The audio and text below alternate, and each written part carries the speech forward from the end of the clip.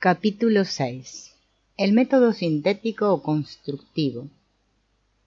Estamos en la quinta etapa de nuestro estudio. El deslindamiento de lo inconsciente constituye un proceso, una técnica, un trabajo que ha recibido el nombre de función trascendente, porque se funda en datos reales e imaginarios, o racionales e irracionales, y salva la honda cima que existe entre las funciones racionales e irracionales de la psique.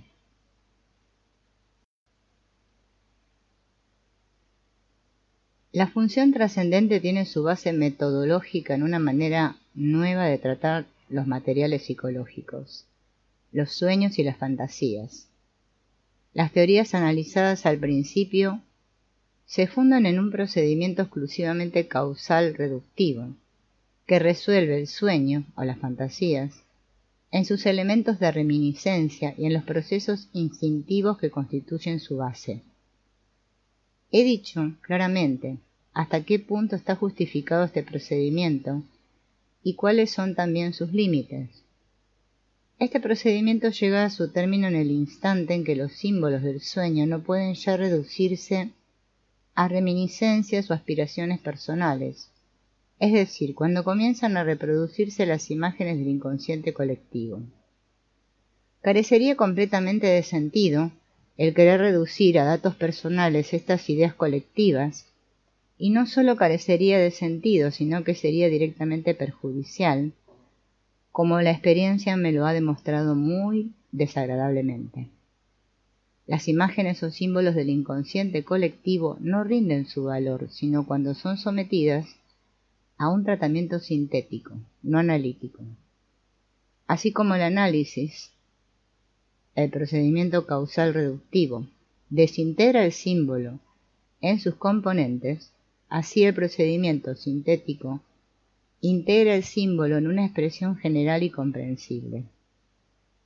El procedimiento sintético no es precisamente sencillo, por eso quiero dar un ejemplo que pueda explicar todo el proceso. Una enferma que se hallaba precisamente en la frontera crítica entre el análisis del inconsciente personal y la reproducción incipiente del inconsciente colectivo, tuvo el siguiente sueño. Está a punto de pasar un ancho arroyo. No hay allí ningún puente. Encuentra un sitio por donde lo puede vadear. Pero cuando está a punto de hacerlo, la muerde en un pie un enorme cangrejo, que estaba oculto en el agua y no la quiere soltar. Despierta con angustia. Ocurrencias. Primero, arroyo. Constituye un límite que difícilmente puede salvarse. Tengo que pasar sobre un obstáculo.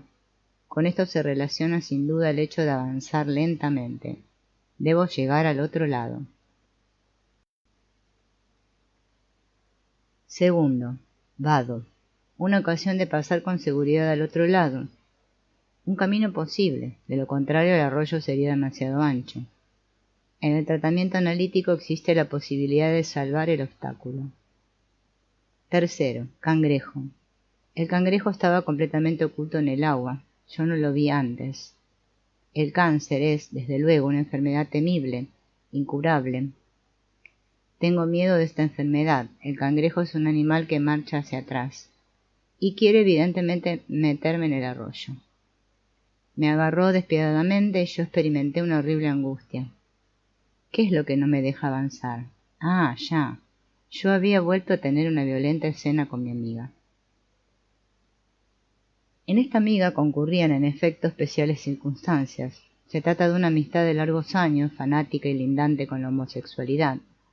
La amiga se parece a la paciente en muchos puntos y es también nerviosa. Ambas participan en común de intereses artísticos muy intensos. Pero la paciente es la personalidad más fuerte de las dos. Su relación recíproca es demasiado íntima y excluye demasiado las demás posibilidades de la vida. Ambas son nerviosas y a pesar de su ideal amistad, tienen entre sí violentas escenas de escándalo que provienen de mutua irritabilidad. Lo inconsciente quiere poner distancia entre ellas, pero ellas no quieren advertirlo. El escándalo comienza generalmente porque la una encuentra que no se comprenden y compenetran todavía lo bastante que es preciso que sean mutuamente todavía más expresivas, tras lo cual ambas tratan de comunicarse con entusiasmo. Con esto se produce sin tardanza naturalmente la mala inteligencia, que vuelve a provocar una escena peor que las pasadas. Durante largo tiempo la discusión entre ambas fue faute de mieux, una compensación gustosa de la que no querían privarse.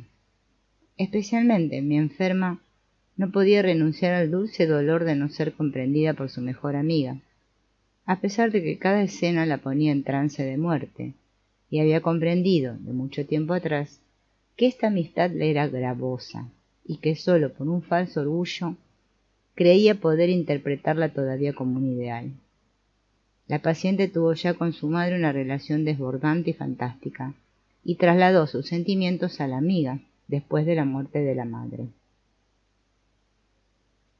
Interpretación analítica causal reductiva. Esta interpretación puede resumirse en una cláusula. Veo que tengo que pasar al otro lado, salvando el arroyo, es decir, abandonar la relación con mi amiga. Pero preferiría que mi amiga no me soltase nunca de sus garras, abrazos, o bien expresado en forma de deseo infantil. Quisiera que mi madre me tuviera en su seno al modo como solía en la forma de abrazos efusivos. Lo incompatible del deseo radica en la fuerte corriente homosexual, que se ha demostrado suficientemente por hechos notorios. El cangrejo la muerde en el pie, porque la paciente tiene grandes pies masculinos. Desempeña, respecto de la amiga, el papel de hombre, y tiene fantasías sexuales correspondientes. Es sabido que el pie tiene un sentido fálico. La interpretación se reduce pues a esto. La razón por la cual no quiere separarse de la amiga es sencillamente porque siente deseos homosexuales inconscientes hacia ella. Como estos deseos son incompatibles moral y estéticamente con la tendencia de la personalidad consciente, quedan reprimidos y permanecen inconscientes. La angustia no es otra cosa que este deseo reprimido. Esta interpretación es naturalmente la depreciación más mezquina posible del arrebatado idealismo consciente que pone en su amistad la enferma. Desde luego, en este momento del análisis, la enferma no me hubiera ya tomado a mal esta interpretación. Ciertos hechos la habían ya convencido mucho antes de que existía en ella una tendencia homosexual, de suerte que pudo admitir francamente esta inclinación, a pesar de no serle precisamente grata. Si yo lo hubiera comunicado, por lo tanto, en este estadio del tratamiento, dicha interpretación no hubiera tropezado con resistencia. La paciente había ya superado por inteligente comprensión la pesadumbre de la tendencia indeseada. Pero me hubiera dicho, ¿por qué seguimos analizando este sueño que una vez más declara lo mismo que ya hace mucho tiempo? Esta interpretación no le dice nada nuevo a la paciente, por eso resulta sin interés y sin eficacia. En el principio del tratamiento, tal interpretación hubiera sido en este caso completamente imposible, por la sencilla razón de que el extraordinario pudor de la paciente no hubiera tolerado semejante cosa en ninguna circunstancia. Fue preciso inocularle previamente en pequeñas dosis y con gran precaución el veneno de la comprensión, hasta que la enferma poco a poco se hizo más razonable. Y puesto que ahora la interpretación analítica o causal reductiva no aporta ya nada nuevo, sino siempre lo mismo, en distintas variaciones, ha llegado el momento en que está indicado otro método de interpretación. El procedimiento reductivo causal tiene, en efecto, ciertos inconvenientes.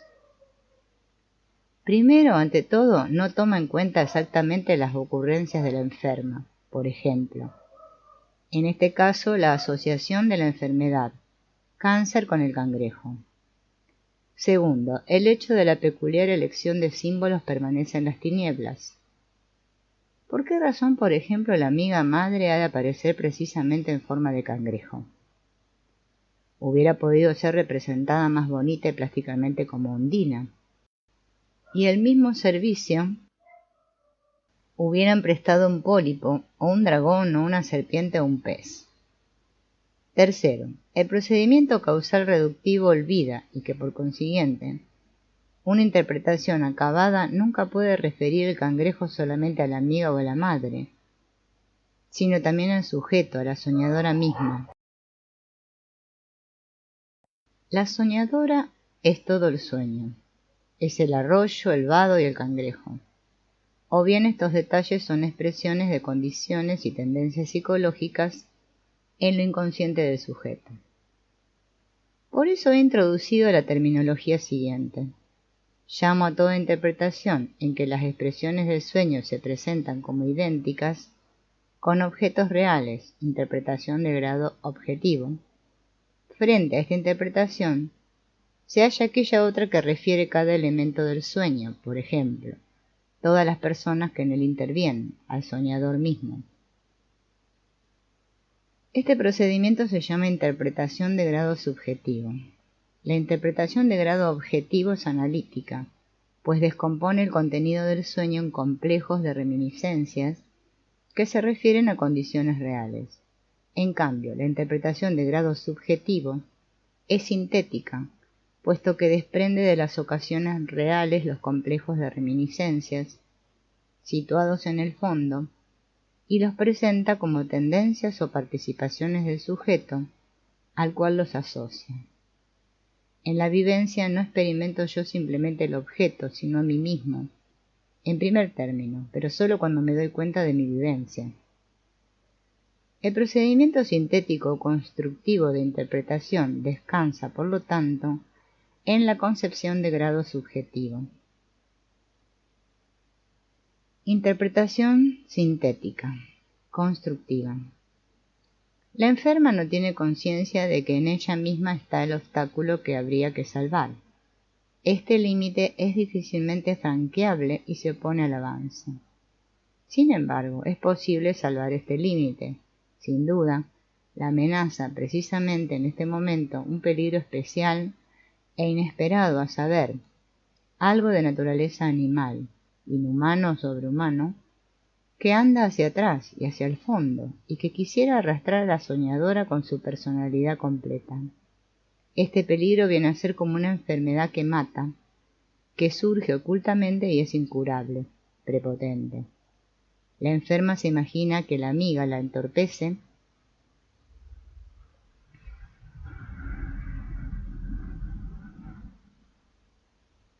y la arrastra hacia abajo.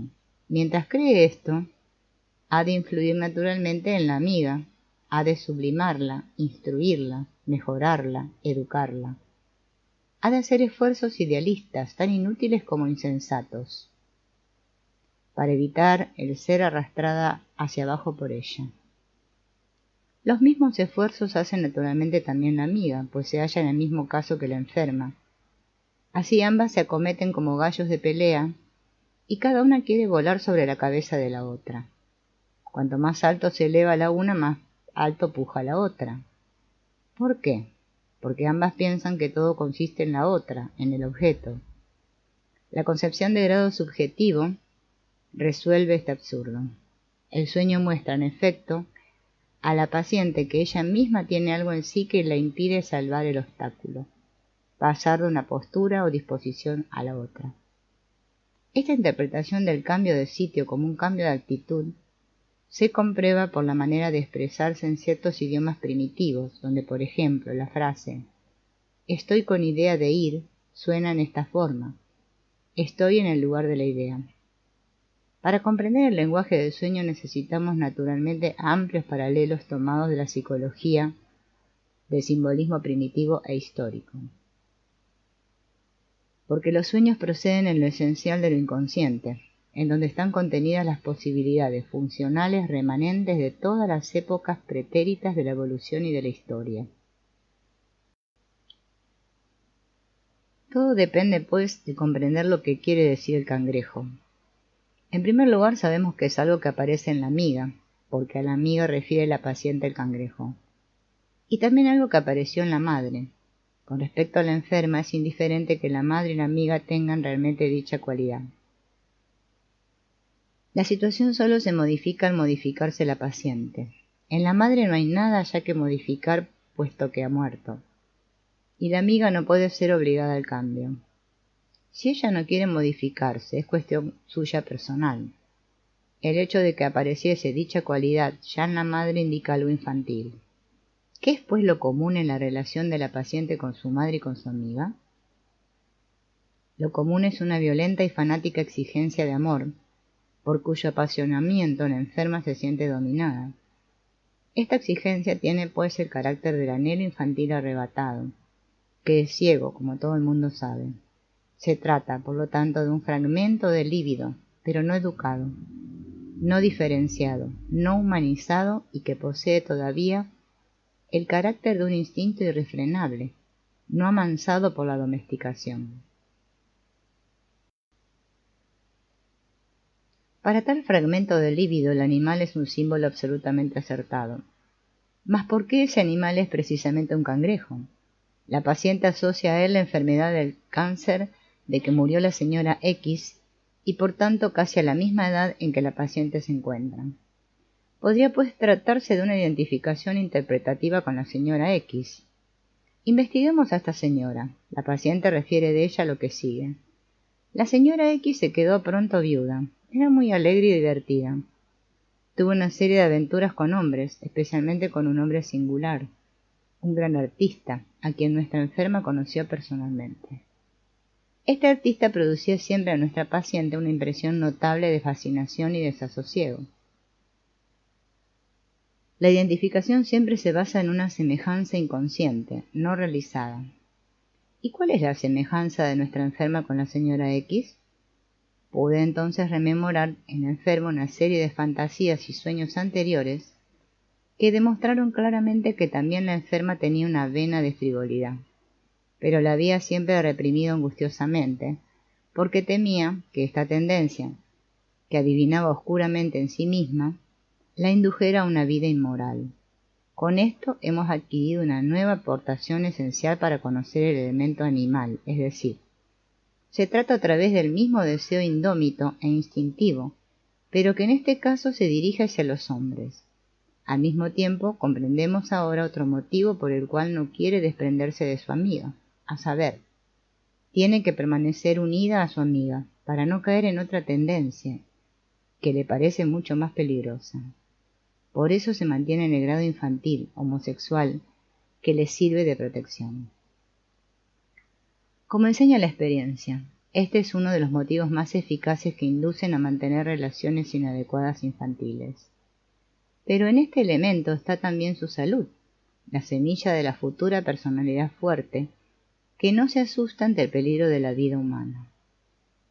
Mas la paciente había sacado otra conclusión de la suerte de la señora X. Interpretó su repentina y grave enfermedad y su muerte prematura como un castigo del destino por la vida liviana de esta señora, hacia la que siempre había sentido envidia la paciente, aunque sin confesárselo. Cuando la señora X murió, la enferma puso moralmente una cara muy larga que ocultaba una malignidad humana harto humana.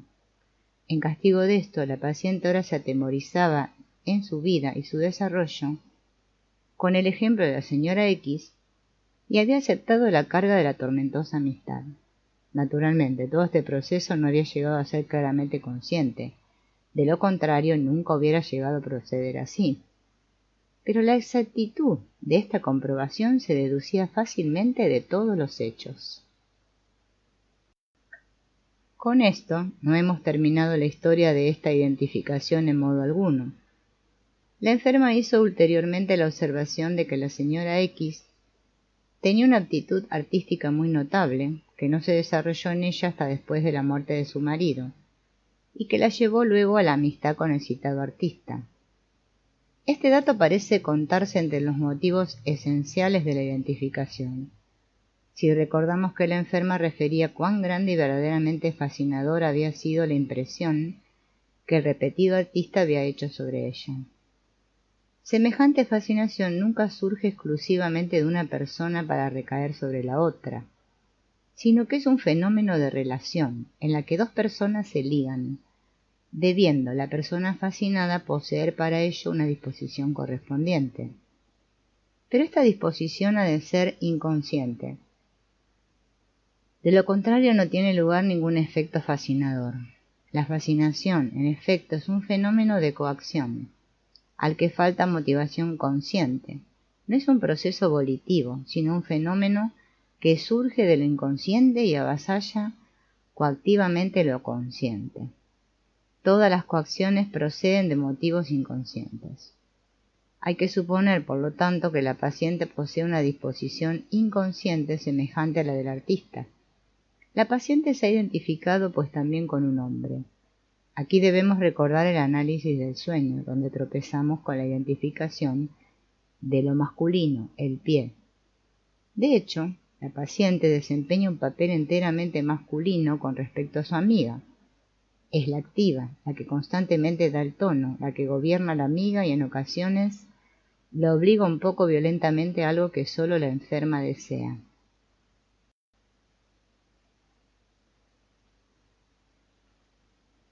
Su amiga es netamente femenina, incluso en su apariencia exterior, mientras que la paciente tiene hasta exteriormente cierto tipo masculino. Su voz es más fuerte y grave que la de la amiga. La señora X es descrita como una mujer muy femenina, comparable en suavidad y amabilidad a su amiga, según dice el enfermo. Esto nos proporciona otra pista. La paciente desempeña manifiestamente el papel del artista con respecto a la señora X, pero trasladado a su amiga. Así cumple inconscientemente su identificación con la señora X y con su amante, con lo cual vive, en efecto, esa vena de liviandad que con tanta angustia hubo de reprimir, pero no la vive conscientemente, sino que es juguete de esta tendencia inconsciente.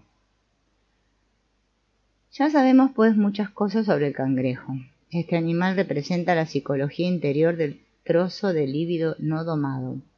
Las identificaciones inconscientes se orientan siempre en el mismo sentido. Tienen esta fuerza porque son inconscientes y por consiguiente inasibles por ninguna evidencia y norma.